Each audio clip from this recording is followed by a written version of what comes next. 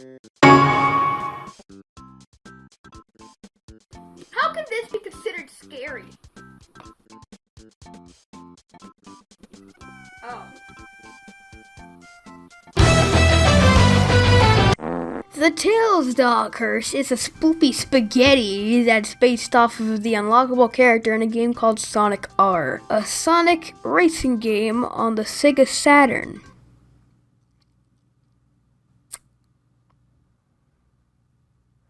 Huh, that's some obscure piece of media to get a spooky creepypasta out of. Whatever, I'm not questioning it. It was re-released in 2005 as the Sonic Gems Collection. So let's try it out.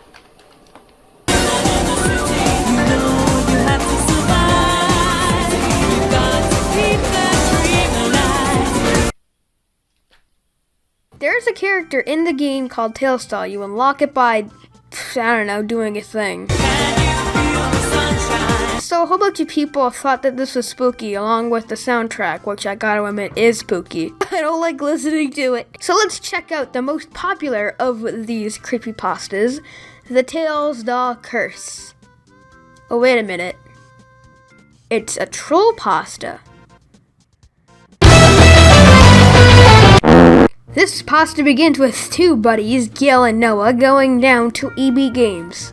Good thing that they're Canadian, or else I would have written them off as idiots. They're looking for games for their new Sega Saturn. That will be a problem later on, but I'll just save it in my back pocket for now. They ask how much the game is, and the guy just says it's free, and then he runs away or something. They go home to play it, but when they play it, something spooky happens. Ooh. The title screen just has Tails doll in front of it, and Can You Feel the Sunshine?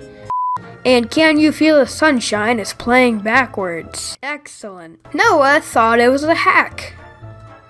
Even though this is the game that you got at EB Games, I don't know how it would be hacked, but who cares? The logic doesn't exist in this creepypasta. So they start the game and they unlock Supersonic right after the first race.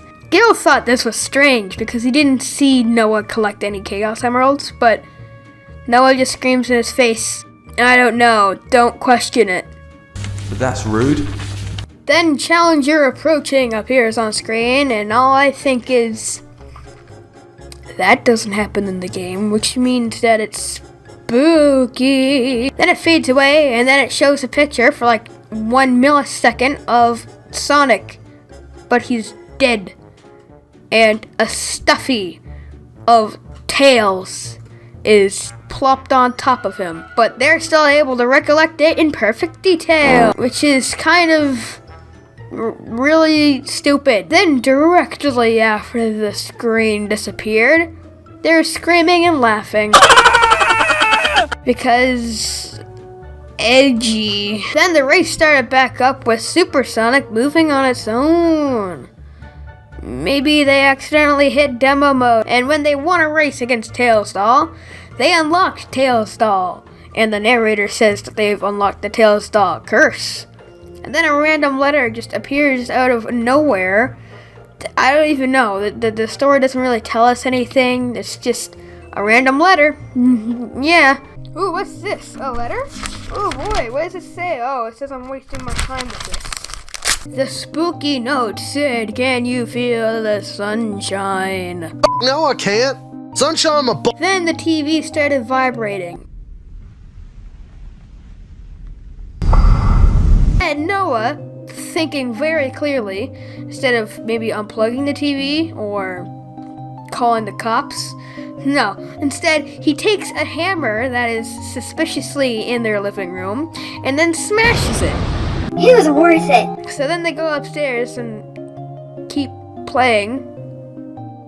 I don't know why. Who knows? Maybe they're stupid or something. Meanwhile, downstairs, the Tails doll came out of the broken TV. Why? Why did you do that?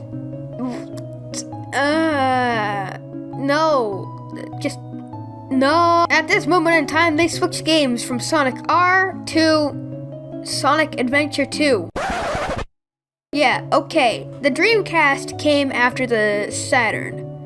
And Sonic Adventure 2 was the final first-party game ever made for the Sega Dreamcast. Why were they buying Sega Saturn games if they have a Dreamcast? And I don't think they would be selling Sega Saturn games when the Dreamcast was dying. This is Generation 5. Like, there's PlayStation 2, and there's Xbox, and there's GameCube. Why would they be selling Saturn games? That's what I was keeping in my back pocket. That little tidbit of information that makes this entire pasta really stupid. While they were playing, they heard a doorbell ring.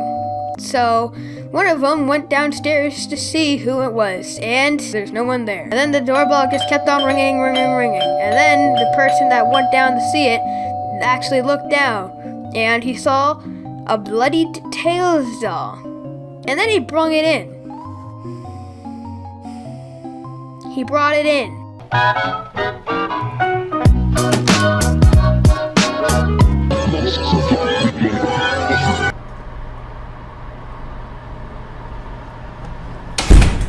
Yeah, I think you'd rather do that than bring it in and rinse it off. So after he rinses off the blood, he puts it on the table to dry.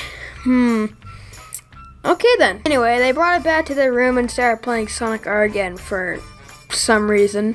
So they started playing the tag game in Sonic R as Tails doll. And when they tagged the last person, it came to life.